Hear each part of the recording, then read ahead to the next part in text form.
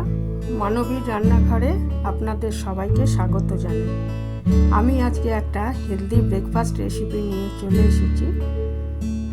লুচি পরোটা বা রুটি তো সবসময় ভালো লাগে না, আর ওটসেরও নানা রকম হয়, তবে ওটস সবাই পছন্দও করেন না। তো যাই হোক, আটা দিয়েই একটা ব্রেকফাস্ট, কিন্তু আটা তৈরি থেকে অনেক বেশি হেলদি, সেই রেসিপিটাই শেয়ার করব আপনাদের সঙ্গে। আর এর সঙ্গে খাওয়ার জন্য একটা বাদামের চাটনি করে নেব।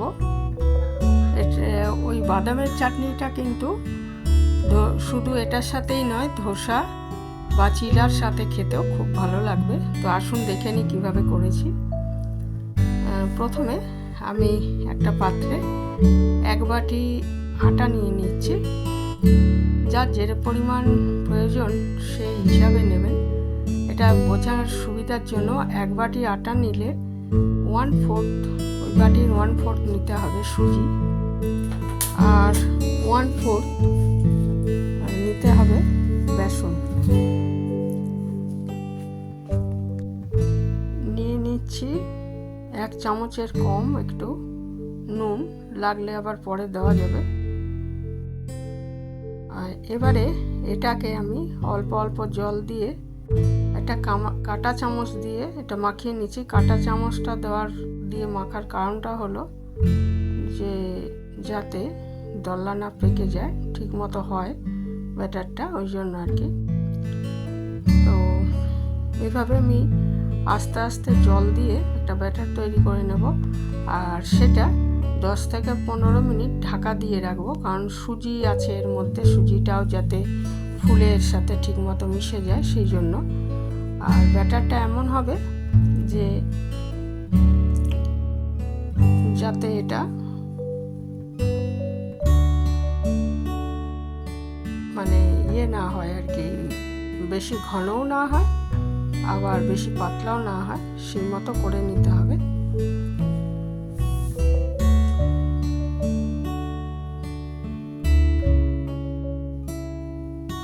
ভালো মতো মাখিয়ে নিচ্ছি।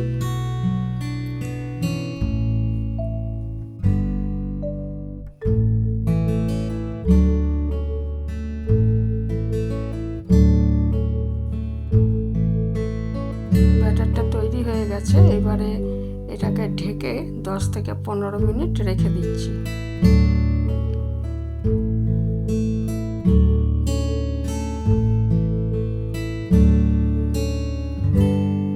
আর এটা ঢাকা দেওয়া থাক, ততক্ষণ আমি বাদামের চাটনিটা তৈরি করে নিচ্ছি।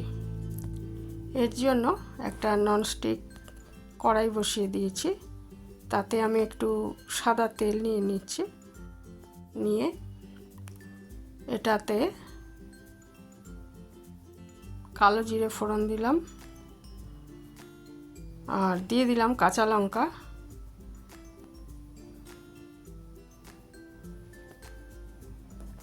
দিয়ে দিলাম অল্প কারি পাতা।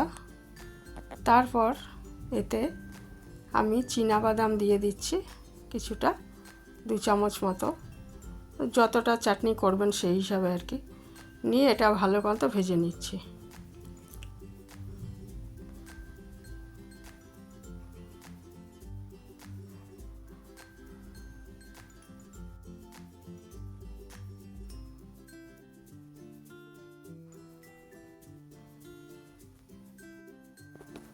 এটা ভালো মতো ভাজা হয়ে যাওয়ার পর আমি এর মধ্যে একটা টমেটো টুকরো করে দিয়ে দেবো।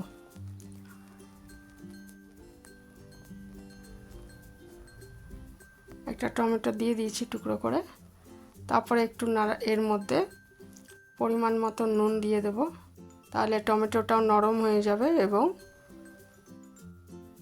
একটু নাড়াচাড়া করে অল্প জল দিয়ে এটা ঢাকা দিয়ে মিনিট 4 রান্না করে নেব।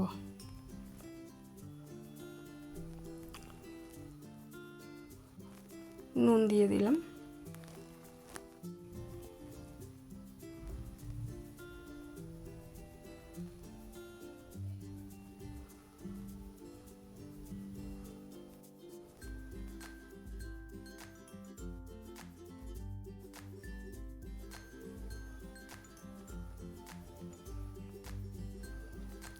একটু নাড়াচাড়া করে এটা কাঁচা গন্ধটা টমেটো চলে গেলে তারপরে আমি এর মধ্যে একটু জল দিয়ে ঢাকা দিয়ে নিচ্ছি।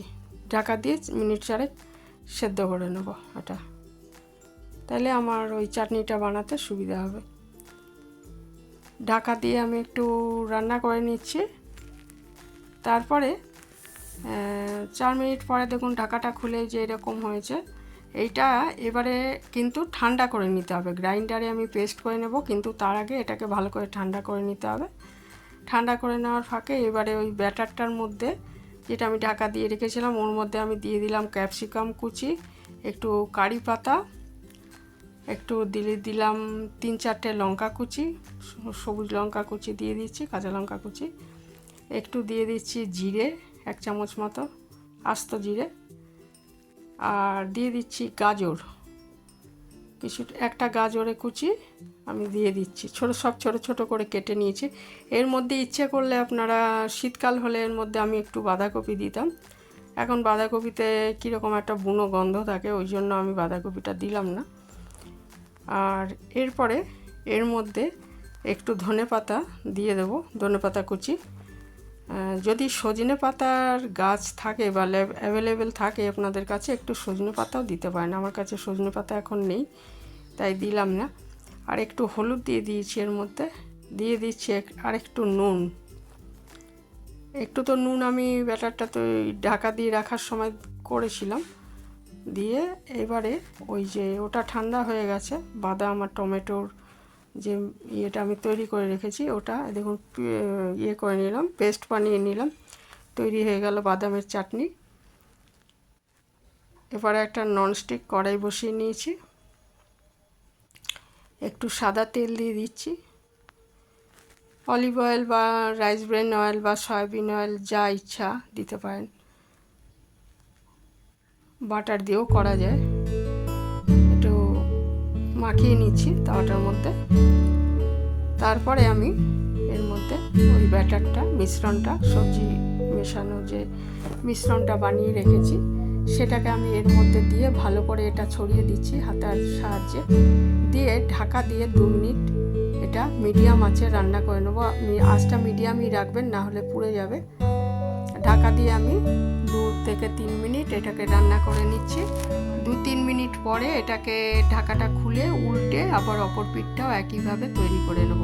এইভাবে এক এক করে আমি সবগুলো তৈরি করে নেব।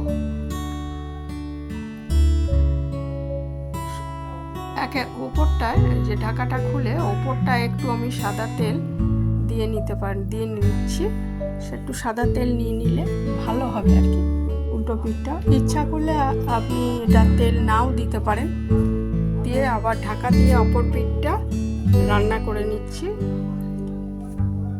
আমি প্রত্যেকটা তৈরি করে নেব এবং এটা ওই বাদামের চাটনির সাথে খুব ভালো লাগে খেতে। ছোটরা তো টমেটো সসের সাথেও খেয়ে নিতে পারবে। এই ছিল আমার আজকের রেসিপি, বানিয়ে দেখবেন, বেশ ভালো লাগে খেতে। এভাবে সবগুলো তৈরি করে নিচ্ছি। নতুন বন্ধু যদি কেউ এসে থাকেন আজকে আমার চ্যানেলে, তাদের চ্যানেলটা সাবস্ক্রাইব করার অনুরোধ রইল। আর পুরনো বন্ধুদের অনেক ধন্যবাদ পাশে থাকার জন্য। দুর্গাপূজার শুভেচ্ছা জানাই সবাইকে। সবার ভালো হোক, শুভ হোক এই কামনা করি। দেখুন একটা আমি তুলে নিয়েছি, একইভাবে অন্যগুলোও তৈরি করে নেব।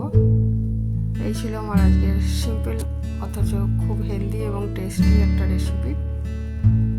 রেসিপিটা কেমন লাগলো জানাবেন সবাই, আর কারা এইভাবে বানান সেটাও জানাতে পারেন কমেন্টে। আজ এখানেই শেষ করছি, ভালো থাকবেন সবাই।